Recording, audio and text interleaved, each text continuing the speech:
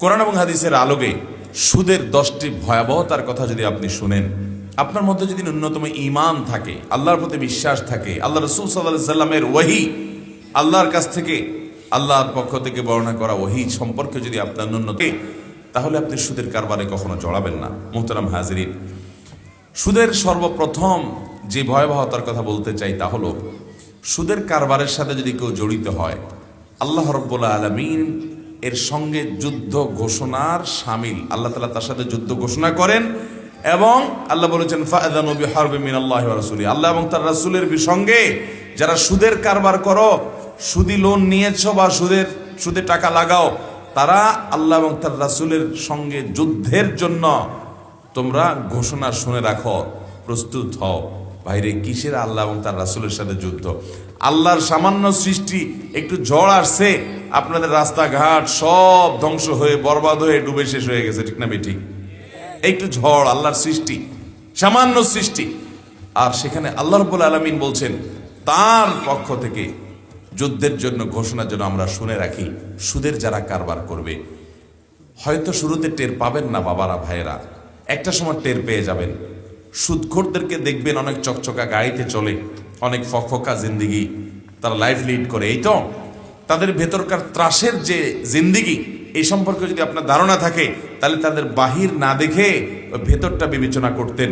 আমি এরকম বহু লোক দেখার দুর্ভাগ্য আমার হয়েছে, যে শত শত কোটি টাকার বিজনেস তার আছে, কিন্তু সুদের উপরে সব কিছু দাঁড়িয়ে আছে, সুদি লোন নিয়ে সব কিছু করে, টাকার অভাব নাই কিন্তু সুখের অভাব আছে।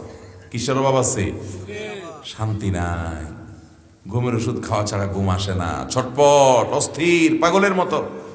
আপনি তো যেখানে শোন না একটা না ঘুমাইতে পারেন, ঠিক না ঠিক?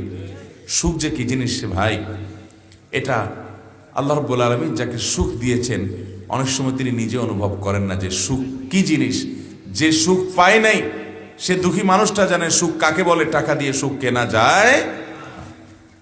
ভাইরা আমার, সুদের প্রথম ভয়াবহ দিক হলো আল্লাহ এবং তার রাসূলের সাথে এটা যুদ্ধ ঘোষণার শামিল। প্রথম হলো এটি আল্লাহর সঙ্গে যুদ্ধ ঘোষণার শামিল।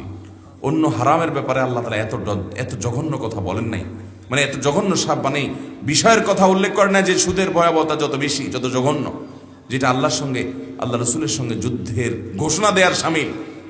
অস্তিত্ব থাকবে কার সাথে? যুদ্ধের ঘোষণা। দ্বিতীয়ত, সুদের কারবারি, সুদের সাথে সংশ্লিষ্টতা অর্জনকারী, তাদের উপর আল্লাহর লানত এবং গজব নাজিল হবে। তৃতীয়ত হলো এটা ইহুদিদের সাথে, এই সুদখোরের সাদৃশ্য, ইহুদিদের কারবার, এটা সে ইহুদির দলভুক্ত এবং তাদের সাদৃশ্য গ্রহণকারী, তাদের অন্তর্ভুক্ত এবং তাদের কারবারি। আর চতুর্থত হলো জাহিলি যুগের, আইয়ামে জাহিলিয়াত যুগের কালচারের সে প্রবক্তা, ওইটাকে প্রতিষ্ঠাকারী, যেটাকে ইসলাম শেষ করে বিদায় করে দুনিয়াকে সুন্দর করে সাজিয়েছে, সে জাহিলি যুগের সেই অন্যায় এবং পাপের ধারক, সেটাকে ধরে রাখছে। 5 নম্বর হলো সুদখোরের শাস্তি কি হবে। আল্লাহ রাব্বুল আলামিন প্রিয় নবী সাল্লাল্লাহু আলাইহি সাল্লামকে দেখিয়েছেন যে রক্তের নদীতে সে হাবুডুবু খেতে থাকবে, তাকে আঘাত করা হতে থাকবে এবং সে হাবুডুবু খেতে থাকবে, এবং এটাই তার শাস্তি চলতে থাকবে দীর্ঘকাল পর্যন্ত। সুদের 6 নম্বর ভয়াবহতা হলো যে সুদখোর সে কিয়ামতের ময়দানে জিনে ধরা রোগীর মতো, মাতালের মতো, পাগলের মতো ছটফট করবে। তার পাগলামি দেখে সবাই বুঝবে এই দুনিয়াতে সুদখোর ছিল, অন্য আরো পাপিষ্ট খারাপ মানুষও কিয়ামতে থাকবে, কিন্তু কারোর অবস্থা এত করুণ হবে না। ওর অবস্থা যেরকম করুণ হতে থাকবে, এটা তার জন্য অবমাননাকর শাস্তি, সুদের মতো ভয়াবহ কাজে সে জড়াবার কারণে। আর 8 নম্বর হলো 7টি ধ্বংসাত্মক কবিরা গুনাহগুলোর ভিতরে আবার মহাপাপ, ধ্বংসাত্মক কবিরা গুনাহ, একেবারে দুনিয়া আখিরাত সব শেষ করে দেয়। সেই মহাপাপের মধ্যে আবার মহাপাপের শর্ট লিস্টের 7টার মধ্যে এই সুদের বিষয়টি উঠে এসছে। সুদের 9 নম্বর ভয়াবহতা হলো যে এর 70টি খারাপ দিকের মধ্যে তুলনামূলকভাবে, ওই 70টার মধ্যে তুলনামূলকভাবে সাধারণ হলো নিজের মায়ের সাথে জেনা করার মতো। সুদের অপরাধ, সুদের ভয়াবহতা এত মারাত্মক যে সেটা এই 70টা, এটা সহ আরো 69টা খারাপ দিকের বিষয় এই সুদের মধ্যে আছে, তার চেয়ে তো ভয়াবহ সুদ। 10 নম্বর হলো আল্লাহর পক্ষ থেকে গণ আযাব এবং গজব নাজিল হয় সুদের কারবারের মধ্যে। অতএব ভাইরা আমার, দুনিয়ার সামান্য মুনাফার লোভে আমরা এনজিওগুলো থেকে, বিভিন্ন প্রতিষ্ঠান থেকে সুদে কখনো লোন নেব না ইনশাআল্লাহ। আমার আশেপাশে অনেকে সুদের লোন নিয়ে অনেক দোকানদারি হয়ে করে অনেক বড় কিছু করে ফেলছে। 4টা দোকান করছে, 2টা দোকান করছে, অনেক পয়সা করছে, ঘরের চাল দিছে, গরু কিনছে, ছাগল কিনছে, অনেক কিছু করছে, কিন্তু আমরা এগুলা করব না ইনশাআল্লাহ। এর জন্য ওলামায়ে কেরাম এবং এদেশের সৎকর্মশীল মানুষেরা মানুষকে ঋণ দিতে হবে, সহযোগিতা করতে হবে। আমরা আমাদের আসন্না ফাউন্ডেশন থেকে গত বছর প্রায় 1000 পরিবারকে গরু এবং ছাগল কোনো দাবি ছাড়া কিনে মালিক বানায় দিছি, যেন তারা নিজের পায়ে নিজে দাঁড়াতে পারে। এই বছর আমরা 1300 পরিবারকে সারা দেশে আলেমদের মাধ্যমে রিক্সা কিনে দিয়ে তাদের দারিদ্র্য বিমোচন করার উদ্যোগ গ্রহণ করেছি।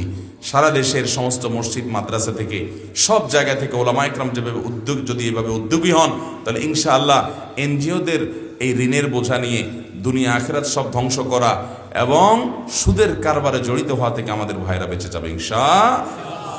যদি কথার কথা আপনাকে কেউ দেওয়ার মতো লোক নাই হয়, আপনি লোন পাইলেন না, তাই বলে কি আপনি সুদ খাবেন? তাই বলে আপনি হারাম করবেন? মনে রাখবেন, হারামে আরাম নাই। এই কথা আমরা মুখে সবাই বলি, কিন্তু কাজে দেখলে বোঝার উপায় নাই যে আমরা বিশ্বাস করি হারামে যে আরাম নাই। আল্লাহ তাআলা আমাদেরকে হারামকে ছেড়ে দেওয়ার তৌফিক দান করুন। হারাম ছাড়বেন তো ইনশাআল্লাহ? হারাম পরিহার করবেন তো ইনশাআল্লাহ?